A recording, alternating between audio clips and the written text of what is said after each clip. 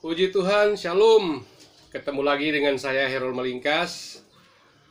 Pada saat pagi hari ini, kembali lagi saya akan berbagi berkat firman Tuhan bagi kita semua, saudara-saudara, teman-teman yang saat ini sedang menyaksikan akan tayangan video saya. Sebelum saya akan menyampaikan akan firman Tuhan ini, saya minta untuk berdoa sebentar. Kita berdoa. Segala puji dan syukur kami kembalikan kepadamu Bapa yang ada dalam kerajaan surga. Kalau pada saat ini Engkau lagi boleh mempercayakan hamba-Mu untuk menyampaikan akan firman-Mu, mari Tuhan berkati hamba-Mu, sucikan dan kuduskan hamba-Mu, serta Tuhan sembunyikan hamba-Mu belakang salib-Mu, sehingga terang Kristus saja yang terus bercahaya di tengah-tengah kami semua, terutama bagi setiap orang yang menyaksikan video ini. Tuhan juga berkati mereka semuanya, sehingga sukacita, damai sejahtera, serta berkat-berkat baik jasmani maupun rohani senantiasa akan dicurahkan bagi mereka. Dalam nama Tuhan Yesus Kristus, kami bersyukur dan berterima kasih. Haleluya, amin. Puji Tuhan, saudara-saudara yang saya kasih dalam Tuhan Yesus Kristus, teman-teman yang saya banggakan, para pemirsa YouTube yang saya hormati, saat ini saya akan membawakan materi firman Tuhan yang terdapat di dalam kitab Ibrani.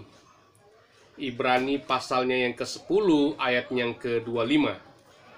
Saya akan bacakan bagi kita semua.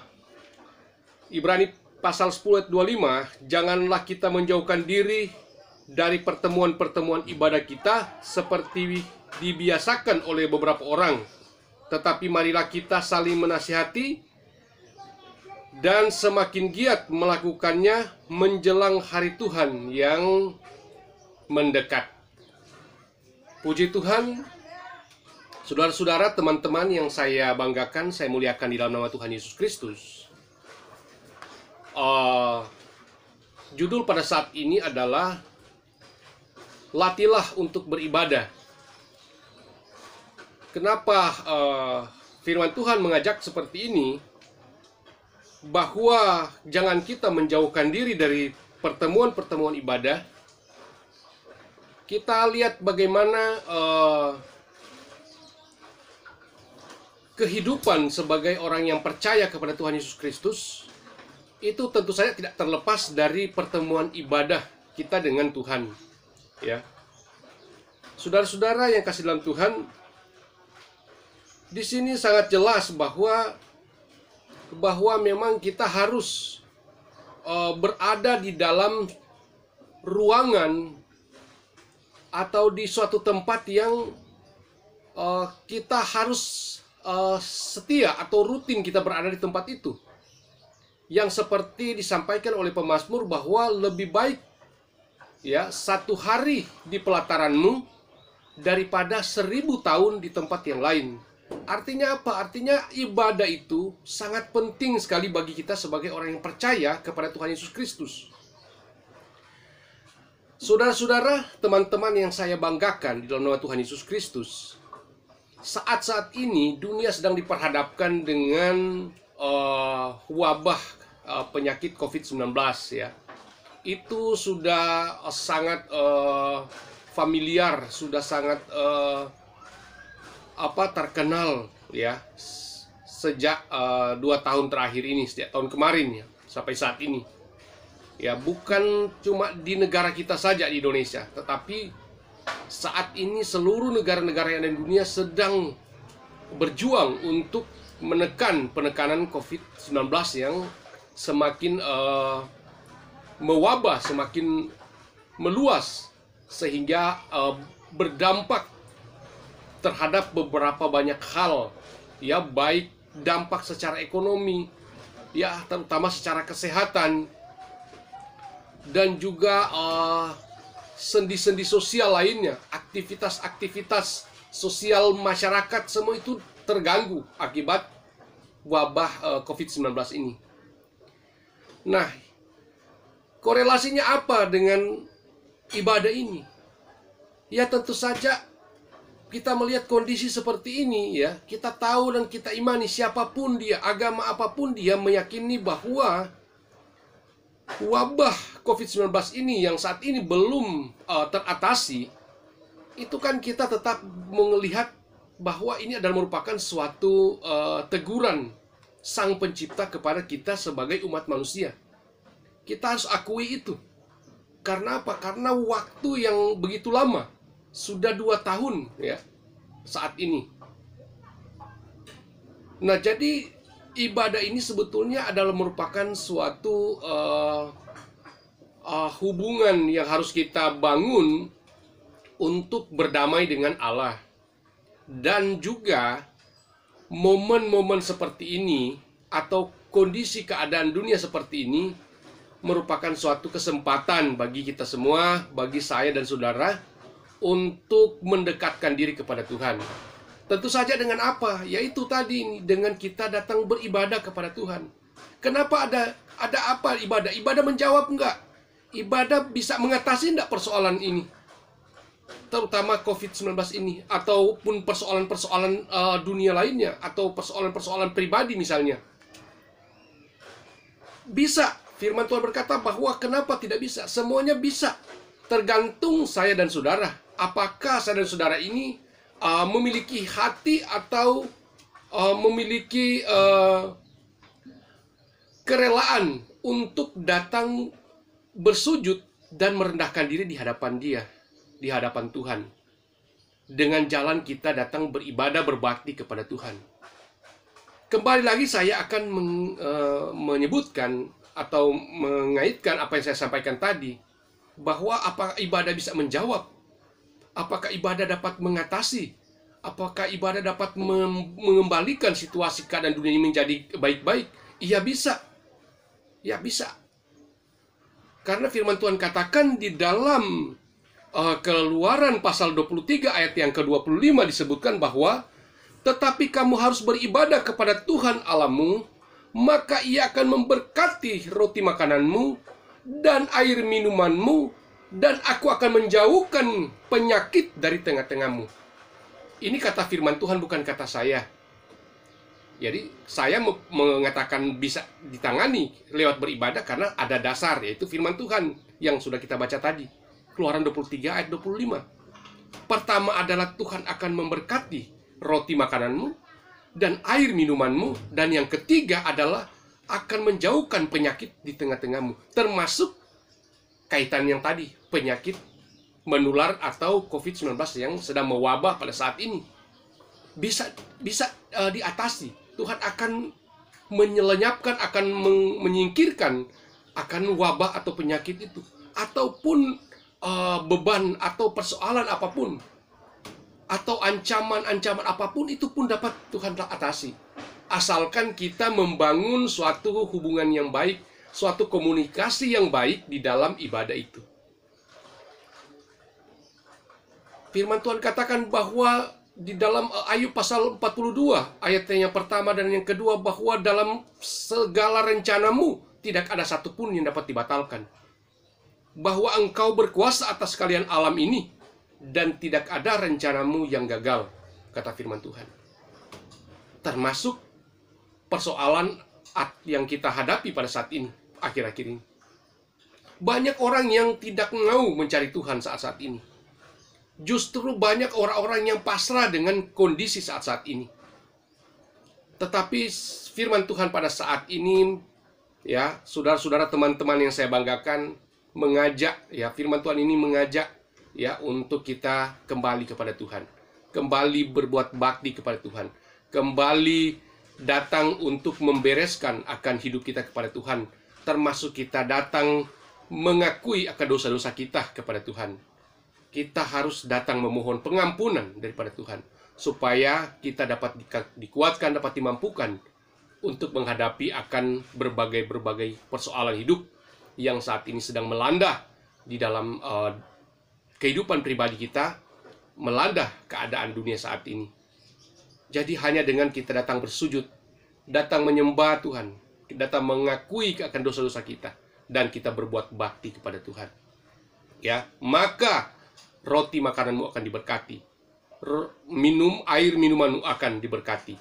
Sakit penyakit akan dilalukan di tengah-tengah kamu. Itu adalah janji firman Tuhan. Kalau ya saya dan saudara, Anda benar-benar ingin datang mencari Dia. Firman Tuhan katakan bahwa marilah semua yang lemah, letih, lesu dan berbeban berat. Ya, pikulah kuk yang kupasang dan belajarlah kepadaku karena aku ini lemah lembut dan rendah hati. Marilah semua. Itu kan tawaran. Tetapi apakah tawaran itu kita menerima atau tidak? Apakah kita percaya akan tawaran itu, akan panggilan itu? Kita harus melihatnya dengan iman tentu saja. Kita percaya bahwa Tuhan Yesus Kristus sanggup untuk menyelamatkan saya dan saudara. Sanggup mengangkat saya dan saudara dari tekanan, dari persoalan, dari musibah, dari wabah, penyakit. Apapun semuanya, Tuhan sanggup mengangkat saya dan saudara, membela, memberikan kita kekuatan, memberikan kita kemenangan, asalkan kita berbuat bakti kepada Tuhan. Ya. Hanya dengan berbuat bakti kepada Tuhan, maka Mesir, Firaun diberikan hukuman, diberikan 10 tulah hanya karena menolak bangsa Israel untuk keluar dari tanah perbudakan untuk berbuat bakti. Ya, makanya dalam Keluaran pasal 5 ayat 1 sampai 3 bahwa Tuhan berpesan kepada Musa agar supaya sampaikan kepada Firaun bahwa umat Israel harus dikeluarkan dari tanah Mesir ini untuk mengadakan bakti kepada Tuhan. Itu kita bisa baca di Keluaran 5 ayat 1 sampai 3 dan dalam Keluaran 7 ayat 16 disebutkan kembali juga bahwa biarlah umatku pergi supaya mereka beribadah kepadaku di padang gurun selama 3 hari perjalanan. Tetapi Firaun menolak karena memang Allah mengeraskan hatinya. Untuk membuktikan bahwa Allah itu berkuasa, Allah itu sangat kuat dan tidak satupun manusia atau makhluk di muka bumi yang dapat menentang akan kehendak Allah. Dan Allah menunjukkan akan kekuatannya lewat memberikan tulah, 10 tulah kepada bangsa Mesir sehingga umat Israel dapat dikeluarkan. Hanya karena ibadah. Ya, Tuhan berpesan kepada Musa, sampaikan kepada Firaun bahwa umatku ini harus keluar. Tujuannya untuk berbakti dan beribadah kepada Tuhan. Jadi siapa yang menentang akan kehendak Allah hanya untuk beribadah, dia akan Allah hukum sesuai dengan hukum Allah yang berlaku. Hanya beribadah saja. Jadi seperti yang sudah saya sebutkan tadi bahwa hari-hari ini, waktu-waktu ini, ya, dengan situasi dan kondisi yang semakin tidak menentu saat-saat ini, sebetulnya momen untuk kita gunakan datang ya kepada Tuhan. Kita bersaat teduh, kita meluangkan waktu untuk datang kepada Tuhan, beribadah kepada Tuhan, supaya roti airmu, roti makananmu, air minumanmu, penyakitmu akan dilalukan daripadamu. Tuhan akan mengatasi semuanya itu, asalkan kita benar-benar tulus hati untuk kita datang menyerahkan diri kepada Tuhan, memohon pengampunan pertolongan Tuhan. Maka Tuhan akan membebaskan kita dari berbagai persoalan permasalahan. Itu janji firman Tuhan. Ya. Firman Tuhan katakan bahwa di dalam 1 Timotius pasal 4 ayat ke-8 bahwa latihan badani terbatas gunanya, tetapi ibadah itu berguna dalam segala hal karena mengandung janji, baik untuk hidup ini maupun hidup yang akan datang. Jadi ibadah itu berguna dalam segala hal karena mengandung janji. Ya, janji apa? Janji keselamatan jiwa. Itu yang paling utama. Itulah janji konkret daripada janji yang Allah berikan dalam kehidupan saya dan saudara. Bagi mereka yang percaya kepada Tuhan Yesus Kristus, janji yang sesungguhnya adalah keselamatan jiwa. Dan kemudian berkat-berkat rohani dan berkat jasmani lainnya akan mengikuti. Tetapi janji Tuhan dalam kehidupan saudara-saudara, apabila kita setia sampai langkah yang terakhir, kata firman Tuhan, maka dengan ibadah itu, maka kita akan peroleh janji keselamatan itu. Karena berguna, baik hidup yang sekarang ini maupun hidup yang akan datang. Ibadah itu berguna saat-saat ini. Berguna pada saat ini adalah berguna pada saat kita bisa terus bertahan. Kita terus dapat menunjukkan akan bukti iman kita kepada Tuhan. Kita dapat memberkati banyak orang. Kita dapat bersaksi. Kita dapat menyampaikan kebenaran firman Tuhan kemana-mana. Ya, kita mengasihi, menolong sesama kita. Kita jelas apa yang disampaikan oleh Rasul Paulus dalam Filipi pasal 1:21 bahwa kalaupun aku masih hidup, aku hidup untuk Kristus. Kalau mati adalah bukan satu keuntungan. Tetapi kalaupun dia hidup untuk menjadi berkat bagi banyak orang. Ingin membawa orang supaya percaya kepada Tuhan Yesus Kristus. Ingin mensejahterakan akan banyak orang. Ingin membuat orang lain itu bersuka cita, berbahagia karena perbuatan kita yang baik, karena kesaksian kita tentang Kristus. Itulah yang disebutkan bahwa ibadah itu berguna dalam segala hal, baik yang saat ini maupun hidup yang akan datang. Hidup yang akan datang itu berbicara tentang keabadian kita di surga nanti. Yaitu yang saya sebutkan tadi, di mana kita akan menerima akan mahkota kehidupan. Ya, sama seperti Paulus sampaikan dalam 2 Timotius pasal 4 ayat 6 sampai 8. Mahkota kehidupan, ya, yaitu di mana kita akan diam bersama-sama dengan Kristus di kekekalan Firdaus. Kita akan menikmati suatu kesenangan, suatu kehidupan yang abadi, yang kekal. Di sana disebutkan dalam Wahyu pasal 21-22. Di sana tidak ada ratap tangis, tidak ada duka cita di sana. Di sana adalah tempat yang sangat indah, tempat yang sangat kekal, yang penuh dengan kebahagiaan sukacita untuk selama-lamanya bersama-sama dengan Tuhan Yesus Kristus yang adalah Raja di atas segala raja. Itulah esensi dari janji Tuhan dalam kehidupan saudara-saudara. Asalkan kita akan menggunakan hari-hari ini, waktu-waktu ini untuk kita dapat berbuat bakti kepada Tuhan. Kita melayani Tuhan dengan bersungguh-sungguh. Kita terus bangun daripada tidur. Kita terus mengerjakan pekerjaan Tuhan yang Tuhan percayakan bagi saudara. Pekerjaan apa itu? Pekerjaan pertama yang Tuhan percayakan saudara adalah untuk bersaksi, untuk menyampaikan akan kebenaran firman.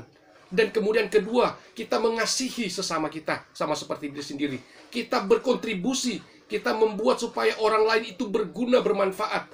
Orang lain itu dapat terbantu karena kita.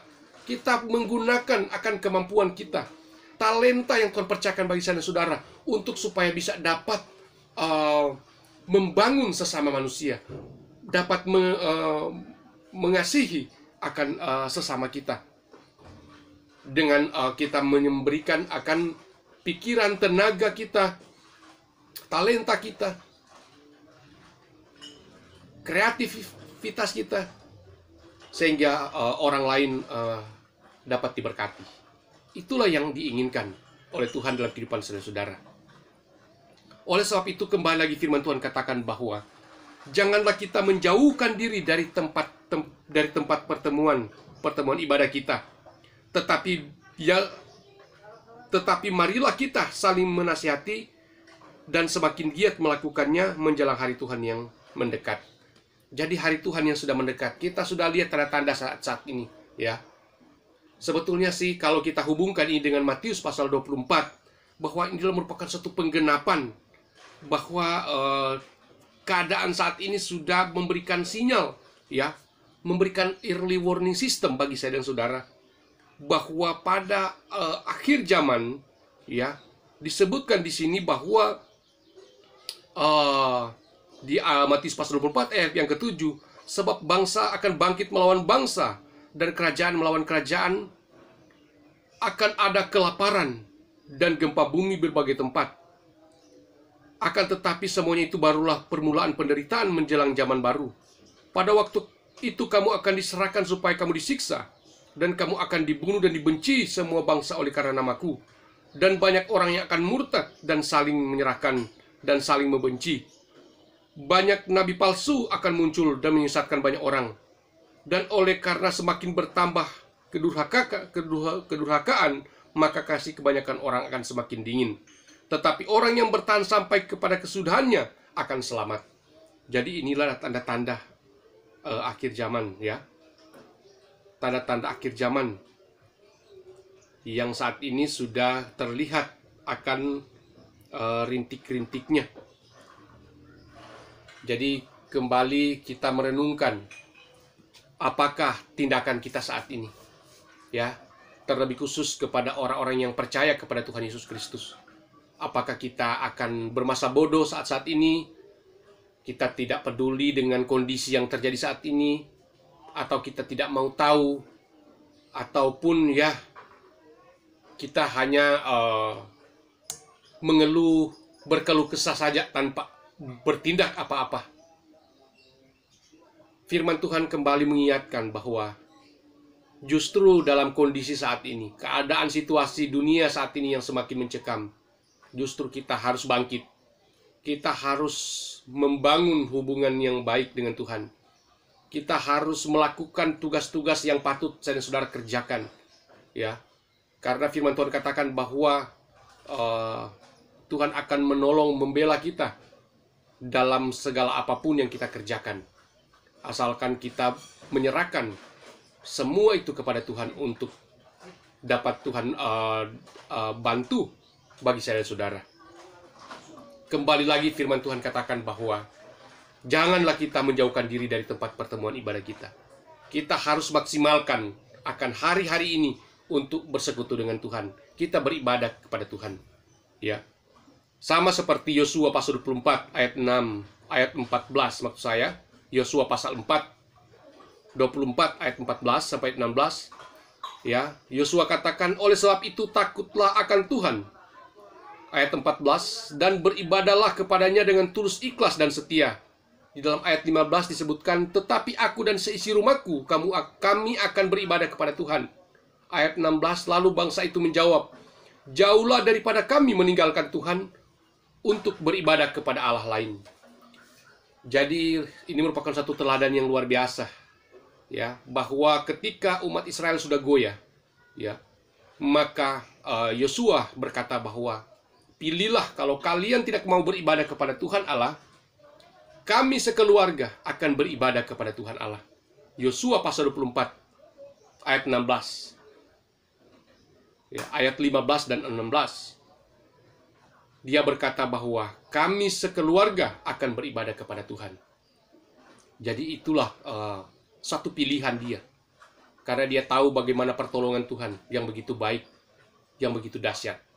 Saya percaya saudara-saudara juga memiliki prinsip yang sama seperti Yosua yang berkata bahwa saya dan seisi rumahku akan beribadah kepada Tuhan dengan takut akan Tuhan, dengan setia dan mengasihi Tuhan. Karena apa? Karena di dalamnya janji firman Tuhan, Keluaran 23 ayat 25 yang sudah saya sampaikan tadi, bahwa roti makananmu diberkati, air minumanmu akan diberkati, penyakit akan dilalukan di tengah-tengah kamu. Aktivitas kita, pekerjaan kita, usaha kita, semuanya akan dibuat berhasil dan beruntung oleh Tuhan. Itu janji firman Tuhan. Asalkan kita beribadah kepada Tuhan, kita setia kepada Tuhan, ya. Penyakit yang saat ini sedang mengancam kita, firman Tuhan katakan Tuhan akan lalukan di tengah-tengah kamu, asalkan kamu setia beribadah kepada Tuhan. Itu firman Tuhan katakan. Karena apa? Karena di dalam pembacaan awal kita tadi, bahwa janganlah kita menjauhkan diri dari pertemuan-pertemuan ibadah kita, seperti dibiasakan oleh beberapa orang, tetapi marilah kita saling menasihati, semakin giat melakukannya menjelang hari Tuhan yang semakin dekat. Puji Tuhan, demikianlah firman Tuhan. Saya percaya firman Tuhan yang sempurna ini akan terus memberikan kita pemahaman pengertian, sehingga kita mengerti maksud dan kehendak Tuhan dalam kehidupan kita saat-saat ini. Puji Tuhan, Tuhan memberkati. Haleluya, amin.